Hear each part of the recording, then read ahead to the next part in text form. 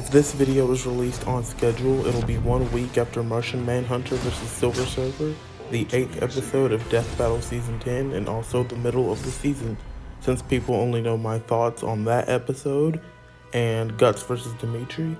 I wanted to do a ranking of all 8 episodes so far. I'll also try to decipher the mystery wheel while I'm at it. At the bottom of the list, which should come as a surprise to no one, is Martian Manhunter vs. Silver Surfer. I don't need to go too in depth since I already have a video on it, but this episode was just boring. Martian Manhunter's analysis was badly paced. His background came after all of his stats and abilities. Silver Surfer's analysis was just pretty standard. The fight had a pretty interesting start, absolutely nothing in the middle except for a really cool dragon shot and a meta ending, and that was it. I can give it points for having better looking tiers than Jonathan versus Tanjiro, and this combo still looks really cool, but not even the conclusion can sell me on anything. While I already thought that Silver Surfer would win, with the stats they gave in the episode, Martian Manhunter kinda stomps. They scaled Martian Manhunter to multiversal while Silver Surfer only got star level feats. Martian Manhunter can regenerate from atoms while Silver Surfer is only stated to be able to regenerate from pieces. And none of the advantages that the power cosmic allegedly gives are explained. To improve the episode, the events of Martian Manhunter's analysis could be rearranged into chronological order. The plethora of Silver Surfer feats and scaling could be used so that the argument for why he wins doesn't rely on the viewer knowing what the overspace is. And I think the fight should commit harder to the ending. And instead of having the meta parts only be at the end, it could start at the beginning with, I don't know, the two trying to explore why so many Marvel and DC characters are killing each other. And for getting too close to the truth, they're forced into the same situation that's claimed so many others. I think their crossover detective duo, being forced to fight each other against their wills, would have made the ending sadder, since that basically means they were friends before the death battle. This of course isn't the only idea that would have worked, it's just what I came up with off the top of my head. But overall, if it was going to be a fight, they should have been fighting the whole time, and if it was going to be meta, it should have been meta the whole time. It tried to do both and didn't do either well. As of now, the episode is a 4 out of 10, or as I called it in my review. As for the cipher, I've seen some people call it the star because of the space theme. I've also heard that it's the wave because Silver Surfer, he surfs on waves. I'd rather it be the star because that means Joker versus Giorno isn't the star, which increases the suits being Kira versus Adachi, and I'd rather see that. Number 7 is going to be kind of a hot take, so I want to explain the number score system in advance. The average death battle is a 5 out of 10, and that's good. The average death battle is good. With the exception of Martian Manhunter vs. Silver Surfer, which is straight up bad, all of the episodes in Season 10 aren't just good, they're great. We're making the jump from a 4 out of 10 to a 7 out of 10. So even though this episode is ranked low in the overall rankings, that does not mean that episode is bad. And this upcoming 6 out of 10 is Stitch vs. Rocket. I don't dislike this episode by any means. I liked both analyses. Even though Dummy was boring, I don't know what the point of his existence is anymore. The cutaway gag that came after was funny, and Rocket's analysis scaled the power cosmic to only planet level again, which makes Martian Manhunter vs. Silver Surfer even worse. Including the Thing, who survived a blast from the power cosmic that could split a planet in two. Onto the fight, it's generally pretty good.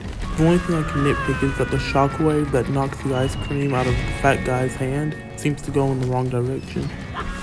I guess it could have come from the volcano's eruption, but the ice cream guy seems much closer to the ship than the volcano. The ship's explosion would have made more sense to be the one to knock the ice cream away from him. Stitch's and Rocket's sprites look good too, especially Stitch's. I liked how in the initial laser scuffle, they factored in that Stitch's lasers are more cartoony and they kind of fire in an arc, while Rocket's are more serious and fire in a straight line. My bigger issue with the fight, which kind of makes it a bit less entertaining than other fights this season, well, more entertaining than Martian Manhunter versus Silver Surfer of course, but kind of less than the other 6 in this season, is that the fight is pretty one-sided. Stitch only has the advantage for these 4 seconds, and the rest of the fight is just him getting blown up until he gets the kill. Granted, Stitch getting blown up does look great, I love that hand-drawn shot, and it does match both characters well enough. It showcases Stitch's durability and Rocket's craftiness from a distance. I think it just drags on for a bit too long. And by a bit too long, I mean it goes on for the entire fight. The accurate characterization keeps up too, and that's a good thing. Stitch and Rocket never respect each other, and that's exactly how the fight would go down. Stitch's insults making Rocket almost puke and prompting him to bring out the Thanos Buster is just such a great character moment. It's funny, it works amazing for both. If this fight does anything well, it's that hand-drawn shot, and it's that it treats both characters accurately, at least in terms of personality. Another gripe, however, is that the fight doesn't reflect the conclusion all too well either. They say Stitch and Rocket can both one-shot each other, but Rocket directly hits Stitch with the Thanos Buster and it doesn't kill, and Stitch not only hits Rocket multiple times, but isn't even the one to kill Rocket. Rocket hits his satellite and explodes. Fights shouldn't be 100% accurate to the conclusion, or else we'll get a lot of blitzes and one-shots that way, but I think the Thanos Buster missing Stitch would have gone a long way to sell the conclusion. Most other death battles, especially in Season 10, reflect the conclusion in some way in the fight. So overall, this episode is above average. I gave it a 6 out of 10, but I could see a 7 on a good day. That's just not enough to surpass these other Season 10 episodes, which are also 7 out of 10s and potentially 8s on their good days.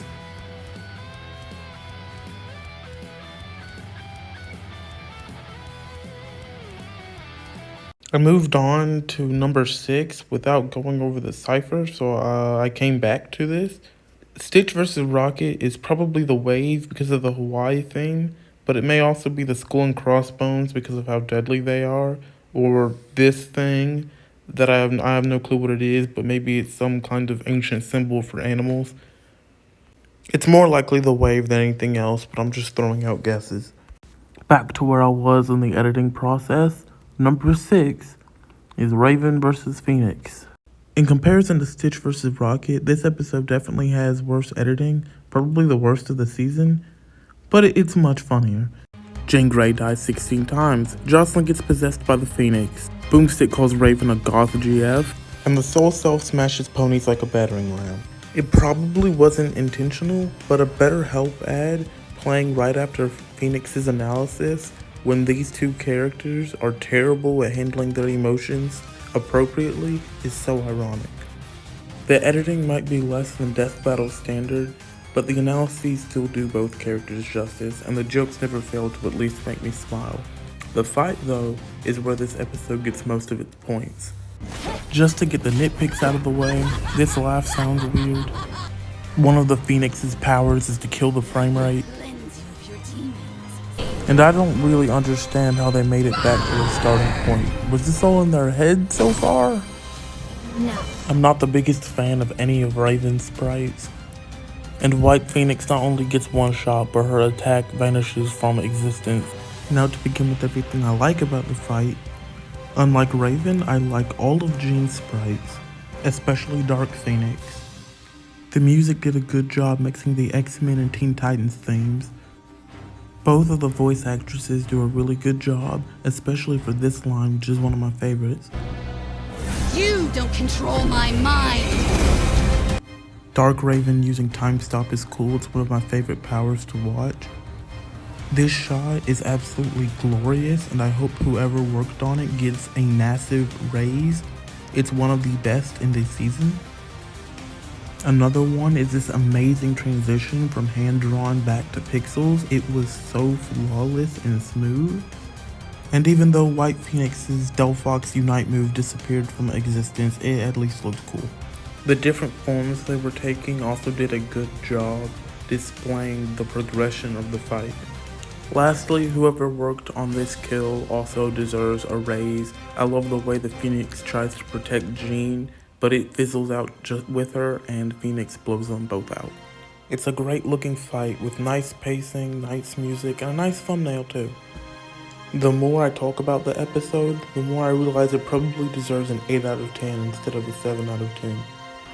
For the cipher, it's potentially either of these because they represent darkness and light. It could also be the pentagram because they have demons inside of them. Although, I'm hoping it's not the pentagram so that my current number 1 most wanted death battle can be the pentagram instead. Number 5 is AntMan vs. the Atom. I originally had this episode tied with Raven vs. Phoenix, but by the time this video is over, it might even be surpassed by it. This episode is good in its own right. When I rewatched all these episodes for this ranking, I was blown away by how good Ant-Man's analysis was. As someone who took a college-level chemistry course, I like the acknowledgement of Bohr's radius, which is actual science and not pseudo-chemistry like fiction likes to make up. Boomstick giving the ants celebrity names was a funny gag. And while I'm on this shot, the editing for both of these analyses was outstanding. This ant was called Ant Hathaway, by the way. This episode may genuinely have the best editing of the entire season. Every edit brings the comic panels to life. All of it makes the story easy to read and follow along. This ant is called Ulysses S. Ant. The cutaway gag was funny too. It wasn't just Boomstick doing something stupid while Wiz watches. It gave both of them so much personality. I thought the MCU reference was funny too, and also necessary. While they like to bring up the MCU when it's not at all required, I think for Ultron it is, because since the MCU is how so many people know about Marvel, the true origins of Ultron need to be addressed. Another thing that needs to be addressed is how well Death Battle handled Ant-Man's story. The pacing was great, and when it was time to be serious, they were serious. They treated his mental issues with the respect and seriousness it deserves. Ant-Man's analysis is probably the second best in the entire season so far, and the best one belongs to a higher ranked episode. Ray's analysis was also very well edited and very funny, especially when it came to the exploding chair. Like, man, this editing is great. Like, great is an understatement, and just looking at this editing is reminding me why I had this episode above Phoenix vs. Raven. Even learning that a teaspoon of a star can weigh over 100 tons is such cool information. It also continued the cutaway gag, which is a plus, and it made an everything everywhere all at once reference, which is another plus. These analyses are great.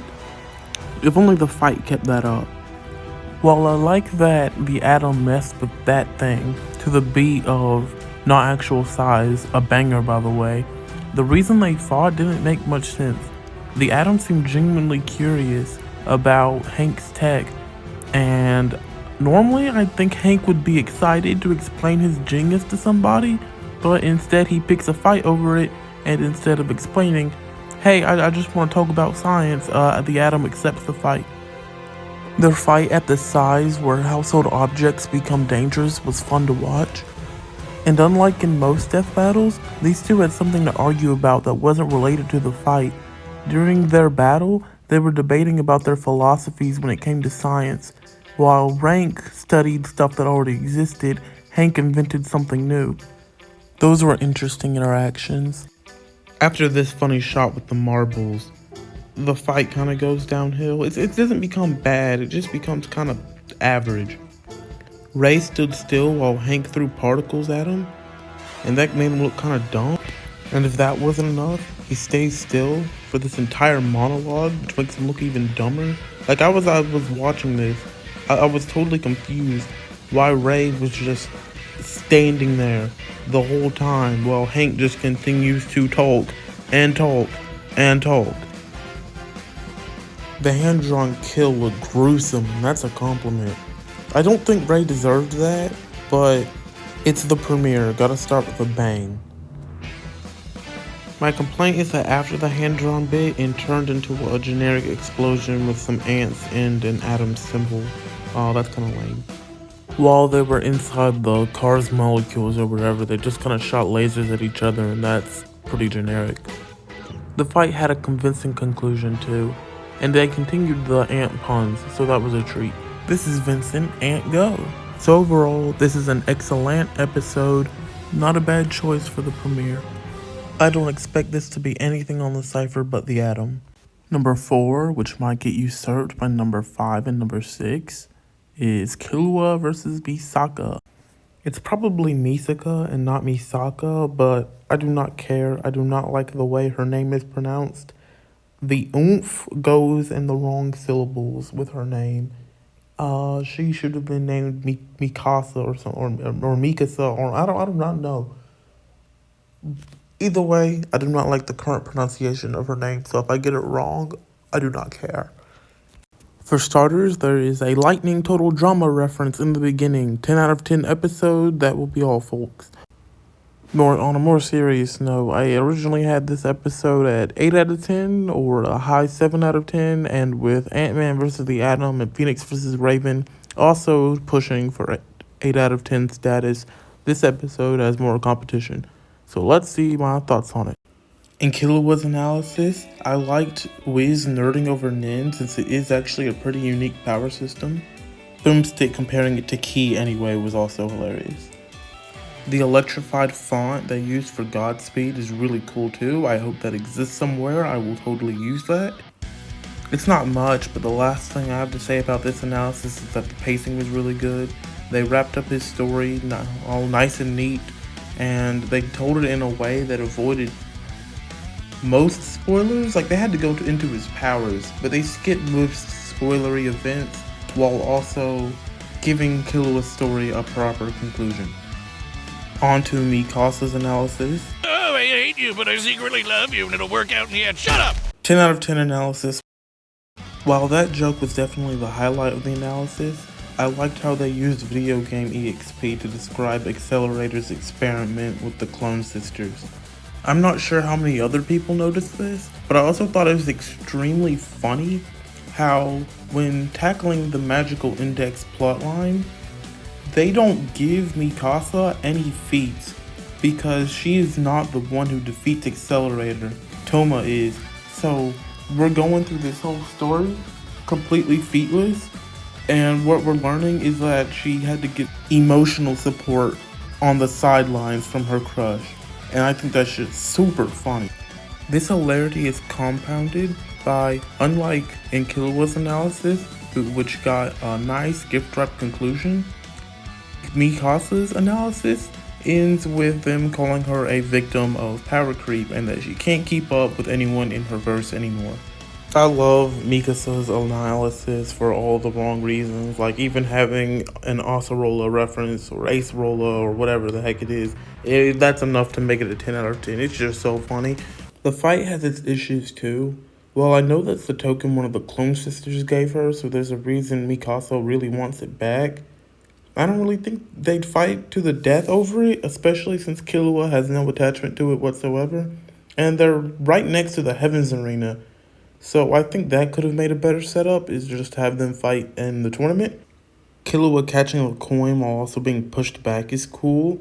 It shows off Mikasa's power while also showing off Killua's speed.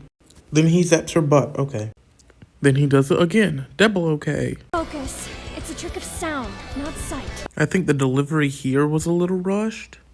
In my opinion, it would have been better if there was a brief pause between her saying focus and her figuring out that it's a trick of sound and not sight, to emphasize that she's thinking about how to beat this, and not she looks at it and immediately knows. If that was the case, she wouldn't need to focus in the first place. Focus. It's a trick of sound, not sight. Misaka getting a good zap on Killua begins their really cool dynamic of Misaka wanting to keep her distance while Killua is trying to close the gap because they know that the other has the advantage in the opposite range. When next they meet, B Saka summons Goku Black.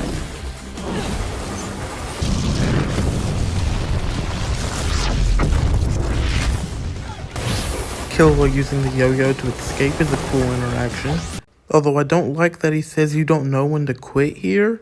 You've just entered Godspeed and she's been winning most of the fight. If anything, he's the one who doesn't know when to quit. By the way, that sword fight looks super stiff.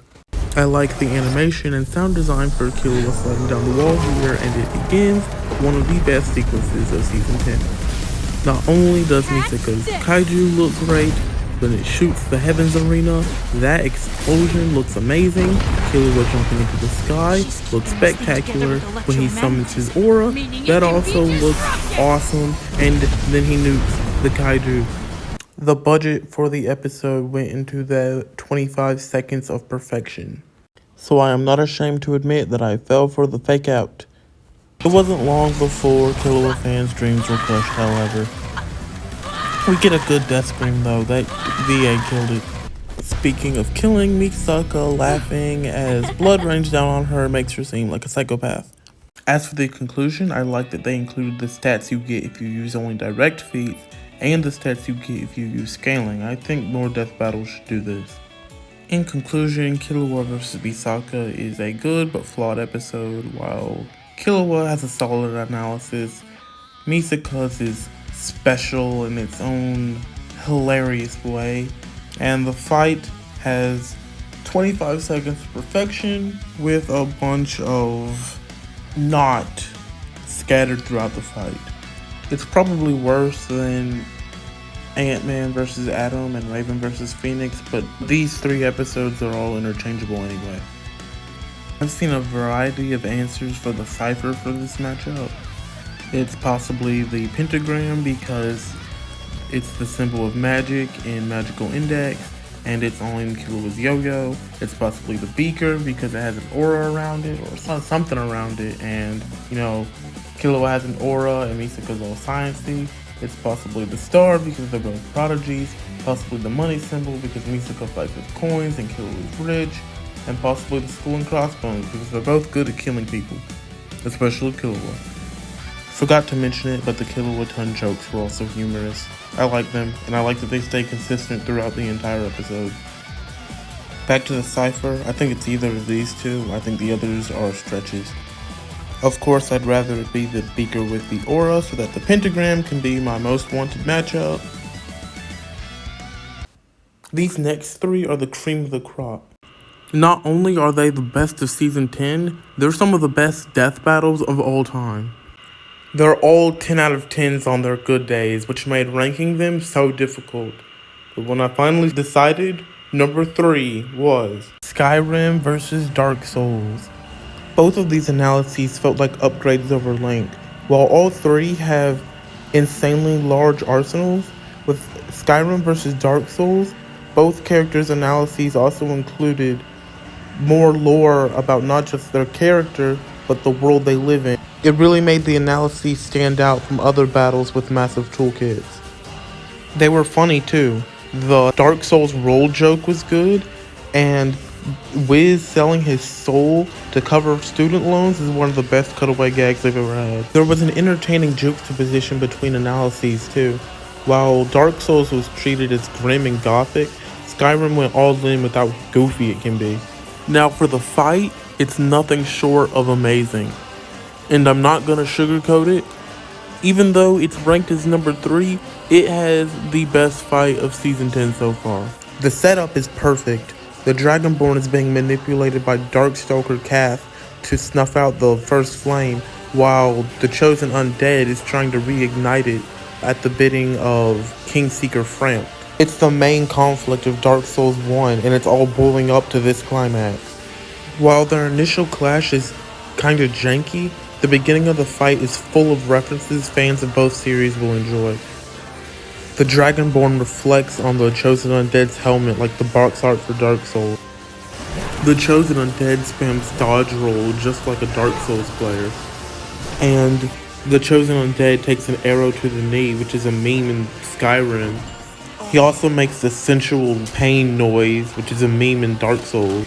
Once that's out of the way, the fight starts picking up, and I love how many abilities these two characters use throughout the battle. It's one of my favorite things to watch in a death battle.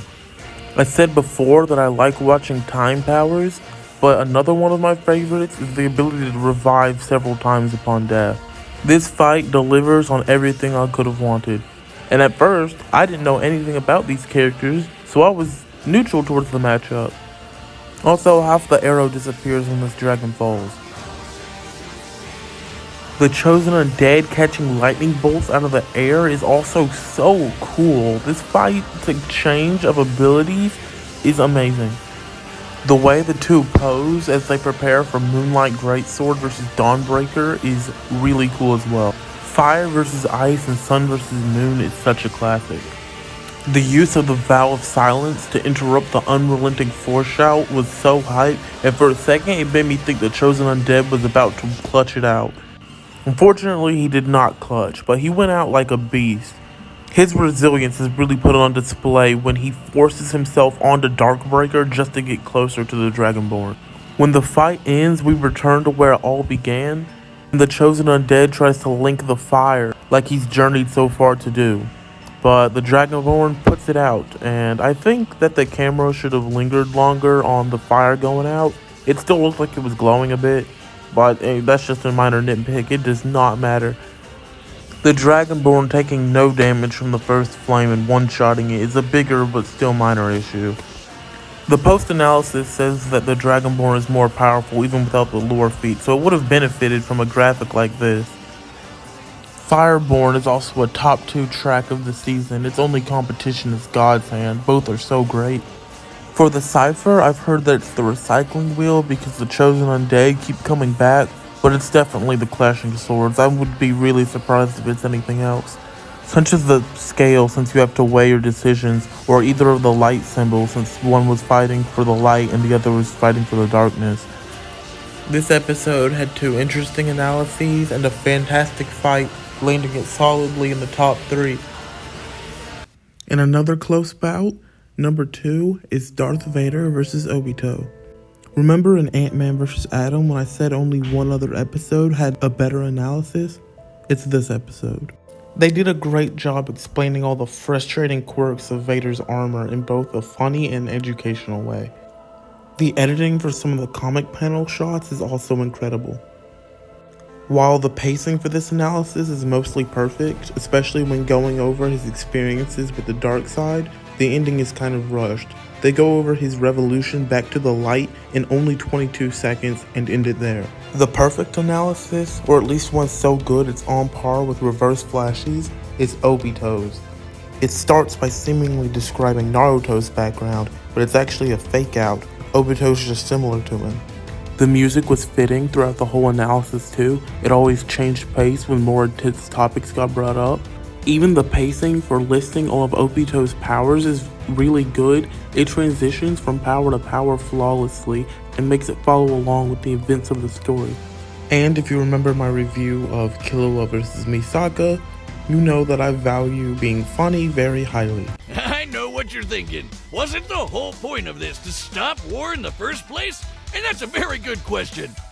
Anyway, the Ten Tails! Oh. Yes, I found that hilarious. Lastly, they explained Obito's change of heart and double the time they explained Vader's, making it feel much more impactful. They left out the power of Izanagi, but if including it would worsen the pacing in any way, it's not worth it. The pacing of this analysis is way too good. The fight is good too, but it's not on par with the number 1 or the number 3 of this ranking.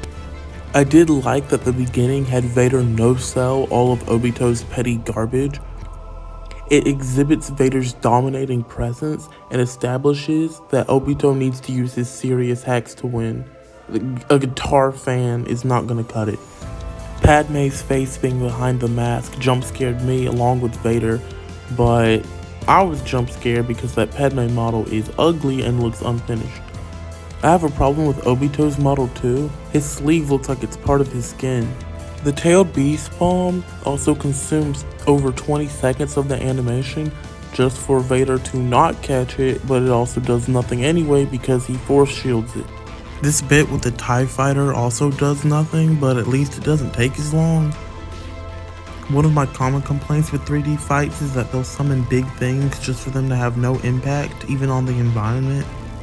Even though I love Waste vs. Mitsuru, it was a problem in that episode too. The almighty Megadolan nuke left the whole room completely unfazed, but it was not a problem in Chosen Undead vs. Dragonborn when that giant lightning bolt destroyed half the Colosseum.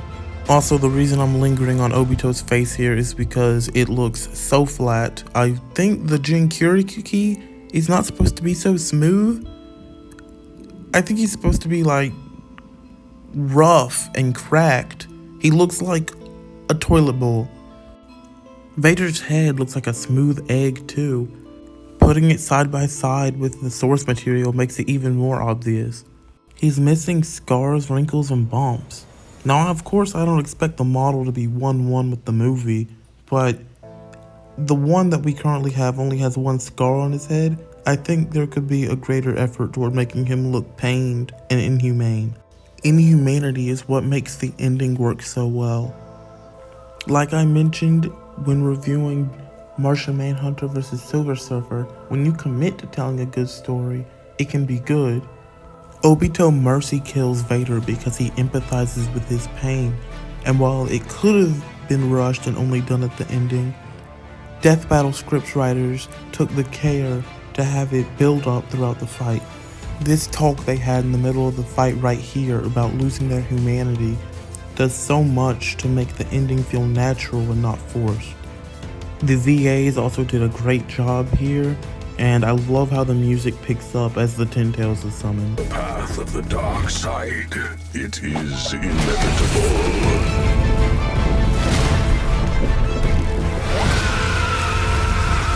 Impressive. No. This is inevitable! This kill looks super lame too. It just turns into a generic explosion. So although the fight is less than perfect, it has 2 golden analyses, and for only 3 minutes tells its emotional story well. For the cipher, I think it's the scales to represent the balance of the force, but it could also be that thing if that's some kind of symbol for the god tree, or the half moon because there's a light side and a dark side, and Obito deals with moons. Finally, for the best episode of Season 10 so far, and probably won't be beat by anything other than Chosen Undead or Vader vs. Obito, Guts vs. Dimitri. Oh, how I love this episode. Like I said on Twitter, whenever this is put in my recommended, I can't help but watch the whole thing again. I love watching it. It may not have the best fight, like Chosen Undead vs. Dragonborn, or even the best analyses, like Vader vs. Obito, but it does have the best combination of the two. It gets a nice balance that edges it out above the rest. Look, there it is again. I've watched this episode enough times to have some small, insignificant nitpicks. Like, I don't know why they brought up this helpless elf fairy. I'm not a Berserk fan, so she's probably an important character, but she never gets brought up in the analysis again, so I don't know why she's brought up here. I'm not suggesting her inclusion should be removed, but maybe explained a little more. When it comes to the darker aspects of Berserk, I actually like Guts' analysis in Guts vs. Nightmare more. It puts more emphasis on how cruel his world is. Listen to the difference in how they describe his birth, for example. Born from his mother's recently hanged corpse. But the story of Guts is not for the faint of heart. Yeah, it's kinda dark. You've been warned. After a brutal massacre, Guts was born from the corpse of his mother, who'd been hanged from a tree. And this difference in tone remains present throughout the entire analysis. Guts vs. Nightmare analysis had more brutal imagery too, but I think they couldn't do that for Guts vs. Dimitri because they didn't want to get 18 plus flagged. My only other complaint is that his reunion with Casca felt rushed. In one sentence, he's leaving her to go fight alone, and in the very next sentence, through his resilience, he came back to her, and that's the only gap between his reunion and his separation. At least Vader's revolution was told in 22 seconds. Guts' was told in 1. What I do like about the analysis is that the music choices were perfect. They always fit the tone. As a Fire Emblem fan, I of course like Dimitri's analysis more. I don't need to go too in depth as to why I have a reaction video, but at the time I did not appreciate how good this edit is. I currently have a screenshot of it on screen, but that doesn't do it justice. You've got to see it in motion. I liked the Byleth smash joke, but I especially liked the lines of Dimitri being called a prince turned murderer hobo, then a wretch turned savior king. It acknowledges the arduous process of his growth and doesn't rush through it. I don't like that they called what happened to Randolph peak war crimes. The word peak could easily be removed there. It kind of makes light of the torture. But that's just one word. It is an insignificant nitpick. Just to make up for pointing that out, I like that they say Rhea dragons it up, because that's what American Dragon Jank Long says when he transforms. This may be a nigh perfect analysis. If only there was something to push it up to perfect status. These two got a better help ad. Yes, that's perfect. Okay, 10 out of 10 analysis. A fitting predecessor to an awesome fight. Both VAs do an excellent job, especially Guts'. Every line delivery from him is right on point. Their fight is fluid, exciting, and completely free from jank. It even uses sound effects straight from Fire Emblem, like when Dimitri first attacks, it uses the player phase sound effect. Having Guts dodge lightning is a cool way to work in his speed advantage and how it comes from dodging lightning, and it also works as a Fire Emblem reference because that thunder spell never hits. Guts then T-poses on Dimitri and throws a dagger into his shoulder exactly where Edelgard threw it. This combo also hits with so much impact, it hurts my back a little bit just to watch it. The snow biome was also an excellent choice to put this battle so that the blood is always visible. Dimitri says more lines from Fire Emblem before Guts shuts him up, in character for both. And like I said for Chosen Undead vs Dragonborn, I love when there's a variety of abilities used. So Dimitri electrocuting Guts and following it up with Frozen Lance is such an amazing combination. I'm so glad they put that in. And Guts has his own combo too. He puts bombs on Dimitri's chest and sets them off with a cannon. If that was Spider-Man 2099, he would have died.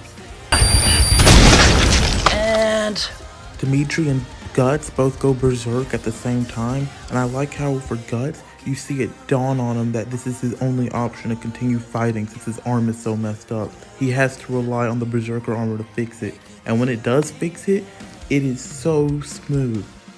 I don't like the ensuing clash that much. I think it cuts to the blood splattering too soon, and in the storyboard art, the blood is in such high quantities that it covers entire tree trunks, while here it's just small puddles. I wish I could put into words how breathtaking this sequence is though. Everything hits with so much impact. It all feels so fast too. It's such a fast-paced match, and Dimitri uses atrocity and gets a critical hit. I know many casual Fire Emblem fans were complaining about the scaling used for Dimitri at the end, but I think they need to look back at the fight and acknowledge how many Fire Emblem references there were. They really wanted Fire Emblem fans to like this one. They respected Guts' character too by having him die on his feet. Dimitri's sudden sympathy for Guts kind of comes out of nowhere and isn't built up to, like Obito and Vader having sympathy for each other, but the fight is still better with it than without. This episode is astounding in so many ways that it's definitely earned its spot as the number 1 of Season 10 so far, and I don't think anything will take that position from it, because after talking about it again, there's no way Vader vs Obito or Chosen Undead vs Dragonborn are better. This episode stands uncontested at the top. Vader vs Obito and Chosen Undead can still fight each other though for the number 2 spot at least. God's Hand and Fireborn are definitely still competing for that number 1 music track award. On the cipher, I think this episode is the House Moon because Dimitri's route in 3 houses is called Azure Moon, and Guts was traumatized by the eclipse. It could also be the Skull and Crossbones because of their violent paths. To finish the cipher off, this is currently where I think everything goes, but Bill vs Discord is probably the question mark. And Killua versus B Saka, I can't decide between the pentagram and the aura beaker. Darth Vader versus Obito, I also can't tell if it's that possible god tree symbol or the scales, but I'm slightly leaning toward the scales, so I put it there. Now that all my thoughts have been vocalized, this is my final ranking. If you made it this far, thanks for watching.